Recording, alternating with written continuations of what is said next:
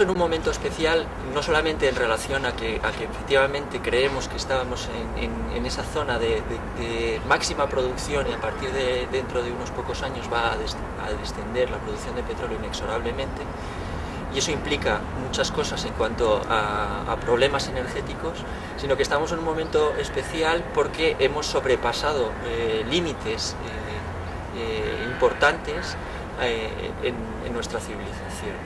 Entonces, no es una teoría de conspiración, son datos que se pueden ir aportando precisamente por parte de los expertos. No son los expertos los que, en cambio climático, los que nos dicen hemos sobrepasado la cantidad de CO2 que deberíamos estar emitiendo. Hemos sobrepasado, nos dicen los expertos en biodiversidad, la cantidad de especies que debería de ser lo normal que se extinguieran de forma natural, en órdenes de magnitud, 100.000 veces. Hemos sobrepasado en indicadores, por ejemplo, como el de la huella ecológica, que lo que representa es la cantidad de terreno que necesitaríamos para de forma sostenible mantener nuestros recursos y absorber nuestra contaminación, entre un 40 y un 50% la capacidad de toda la Tierra. Esos son límites de indicadores que manejan los científicos. No hay ninguna pretensión más allá de denunciar lo que los científicos vemos.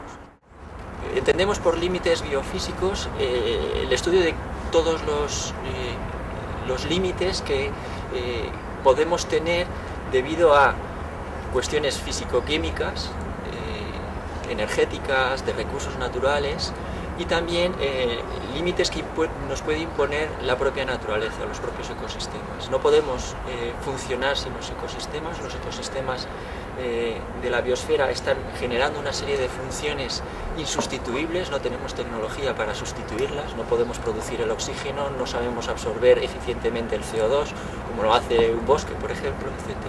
Esos servicios de los ecosistemas también imponen una serie de límites a la expansión de la humanidad, que ya hemos sobrepasado muchos indicadores. Las tierras raras son elementos químicos como el lantano y con nombres bastante extraños que son escasos, en general bastante escasos, no todos, pero muchos de ellos son escasos, y que se están utilizando en la industria de la electrónica, en las nuevas energías renovables, etcétera, de una forma cada vez mayor, y su escasez está determinando que sean considerados por algunos gobiernos ya como minerales estratégicos, geoestratégicos. En este momento es China la que tiene las mayores reservas en producción, y eso está generando problemas a la hora puede generar problemas de abastecimiento de algunos elementos críticos para este tipo de industrias de la informática, de la telecomunicación, de las nuevas renovables y demás. Son importantes geoestratégicamente precisamente porque su extracción es hoy por hoy muy contaminante, genera graves problemas medioambientales. Por ejemplo, el neodimio ha saltado a la palestra precisamente porque China lo está explotando de una forma muy salvaje desde el punto de vista medioambiental. Entonces, el resto de países con reservas prefiere que ese impacto social y ambiental que se quede en China y no verlo y extraer o importar ese neodimio o esas tierras raras de China. Hoy más del 90% de la producción la genera China. Prefiere esto por motivos ambientales y sociales, de problemas socioambientales, pero si China restringe, como ha empezado a restringir sus exportaciones, entonces surge el miedo, surge la importancia estratégica, como puede surgir el petróleo y demás, a la hora de quién controla este tipo de minerales. Las tasas de reciclado que tiene el ser humano de elementos que él considera importantes son muy bajas.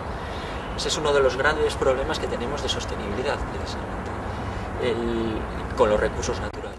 En cambio, si comparamos con los elementos que son críticos para el funcionamiento de la biosfera, como el carbono, el fósforo, el nitrógeno, los oligoelementos que estudiábamos en el bachiller. Estos elementos la biosfera los recicla a tasas del 99,5%, del 99,8%. Es decir, son tasas tremendamente elevadas comparado con la tecnología que utilizamos los humanos de reciclaje o lo que efectivamente terminamos por reciclar. Y es muy importante porque la sostenibilidad de la biosfera se basa en buena medida precisamente en estas enormes tasas de reciclaje. El ser humano, el hecho de que no recicle genera unos problemas de sostenibilidad importantes, pero para conseguir imitar esos procesos de la naturaleza necesitaría el ser humano una tecnología de la que no dispone en este momento y mucha energía, que es otro problema, y una coordinación que está muy lejos de lo que nuestras sociedades hoy por hoy es capaz de hacer. No podemos sostener este sistema solo con renovables. Eso no significa que esté defendiendo el resto de las energías. La transición que necesitamos a lo largo de este siglo va a ser hacia renovables, pero no vamos a generar un mantenimiento del sistema solo con renovables. Las renovables estarán ahí, serán las que tengamos que utilizar, pero nunca darán ni la mitad de lo que ya estamos utilizando ahora, del conjunto de otras energías. La razón de por qué esto es así son dos básicamente. La primera es porque se ha sobrevalorado la cantidad de energías renovables que podemos extraer o utilizar tecnológicamente. Y por otro lado, las energías renovables es lo que utiliza la naturaleza para su funcionamiento. Y por lo tanto, cooptar o usar ese mismo circuito tiene también sus límites. Que a escala global, cuando tratas de pasar de la anécdota que son los 4 molinos eólicos que a nivel mundial aún tenemos, o los 4 paneles fotovoltaicos que a nivel mundial tenemos, cuando lo extrapolas a un escalado del tamaño que necesitas para sustituir la energía y mantener este sistema, empezarías a generar problemas en los propios funcionamientos de los ecosistemas. Y por lo tanto, las renovables a gran escala, tratando de forzar el sistema para mantener el sistema, serían paradigmas al final de la insostenibilidad. La solución energética pasa por el decrecimiento, necesariamente. Es decir, hay que hacer una transición lo más rápidamente posible hacia las renovables, porque las otras hay que descartarlas primero por los problemas de pico de producción que tienen y porque generan muchos problemas ambientales. Hablo de las fósiles y de las nucleares, y por otro lado las renovables tienen que ser esa vía, pero como no pueden, tal y como acabo de decir, escalarse lo suficiente para sustituir, hay que no solo ahorrar y eficiencia, que eso ya lo tenemos en cuenta, sino que además hay que decrecer en el consumo energético. Y esto es un problema tremendo, porque decrecer en el uso de la energía es algo muy novedoso desde la revolución industrial, al menos en el sistema humano. Decrecer de forma absoluta cuando está aumentando la población es un problema añadido. Decrecer de forma absoluta cuando hay países enteros y casi continentes enteros como África que necesitan, para al menos tener un nivel de vida digno, aumentar algo su consumo de recursos energéticos, significa que el decrecimiento del que estamos hablando de una forma equitativa en el mundo, en países como España, podríamos estar hablando de decrecer un 80 o 90% nuestro consumo energético. Esto es bestial, esto supone un cambio de sistema tremendo, solo en el problema del límite de las energías. La opción que veo es que el decrecimiento es algo inexorable, es algo que ya no queda otro remedio, que vamos a ir hacia el decrecimiento, queramos o no, y lo mejor es que queramos cuanto antes, porque de esa forma lo podremos hacer de una forma ordenada, con menos sufrimientos humanos, con menos impacto sobre el medio ambiente. Si nos negamos a que esa es la única vía, a negar sistemáticamente porque tenemos sueños tecnológicos y maravillosos y fes ciegas en un sistema que no da más de sí, lo que vamos a conducirnos, que tratamos de escalar las energías renovables forzándolas a tope, es a que la caída luego va a ser peor. La biodiversidad no es solamente una cuestión ética en el que se plantee, que también lo es, el derecho de los seres vivos a la existencia per se, al margen de la utilidad humana. Es que además los seres humanos para sobrevivir necesitan muy probablemente una elevada biodiversidad. Y las tasas de extinción que estamos teniendo ahora son elevadísimas. Todos los expertos coinciden en que estamos en el epicentro de la sexta gran extinción, y muchos hablan incluso de que los ritmos que llevamos ahora de extinción de especies son superiores a los que extinguieron a los dinosaurios y con ellos al 65% de toda la vida. Esto genera a su vez otra serie de problemas. Si se extingue mucha biodiversidad, se genera un cambio climático mayor, etcétera, etcétera. Es decir, el problema es tremendamente importante. Y el frenar esa pérdida de biodiversidad supone probablemente plantearse disminución de la población humana, porque necesitamos muchas tierras de cultivo que generan unos impactos sobre los ecosistemas, disminuir nuestros niveles de consumo de recursos, etcétera, es decir, de crecimiento. Existen otra serie de límites relacionados, por ejemplo, con el agua. Se habla del pico del agua, aunque es un recurso renovable, estamos cerca, dicen algunos, de la cantidad de agua que puede pasar por nuestras manos año a año, y además generando contaminaciones en el agua.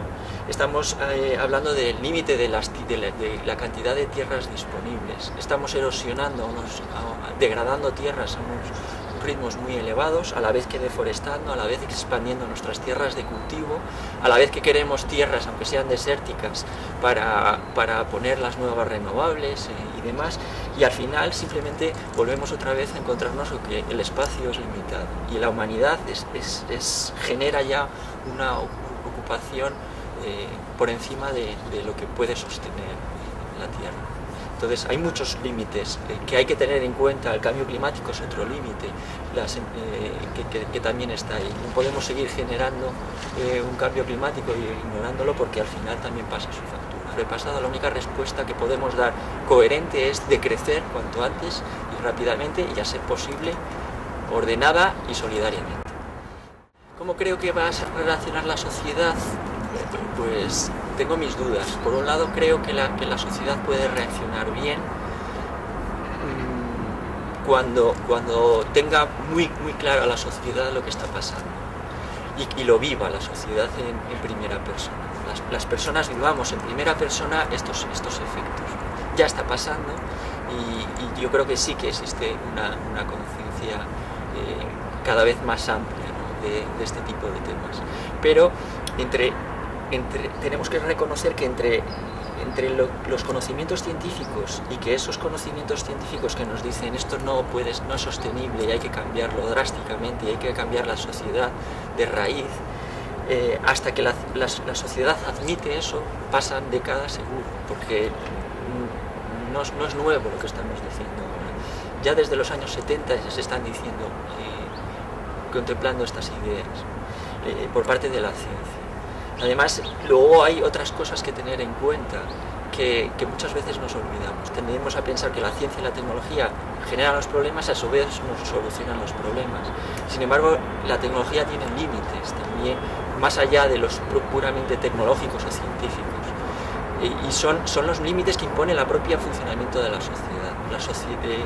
Voy a poner un ejemplo. Hace poco acaba de salir en Nature un artículo en el que dice: podríamos, con la tecnología que hoy disponemos, alimentar al doble de población humana. Yo dudo que de forma sostenible eso se pudiera hacer y demás. Eso es lo que dicen los tecnólogos. Pero la realidad es que hoy alimentamos mal a 7.000 millones de personas. 1.000 millones están sobrealimentados, 1.000 millones están infraalimentados. Esa es la realidad. Es decir, existen límites a lo que podemos hacer con la tecnología. Cuando nos dicen podemos llegar a este límite tecnológico, tendemos a pensar que lo vamos a conseguir, y no es cierto, porque la sociedad, lógicamente, también tiene sus propios límites de funcionamiento. Por lo tanto, hay que ser más humildes en cuanto a qué posibilidades reales luego tenemos de hacer las cosas. La tecnología no es la solución. es parte de lo que tenemos que hacer porque somos seres tecnológicos intrínsecamente, no podemos rechazar la tecnología, somos seres tecnológicos, eso forma parte de nuestros genes, por decirlo de alguna forma, pero a la vez somos seres económicos, sociales, políticos y demás, y eso también tiene sus leyes que desconocemos en muchas medidas, pero que generan esos problemas.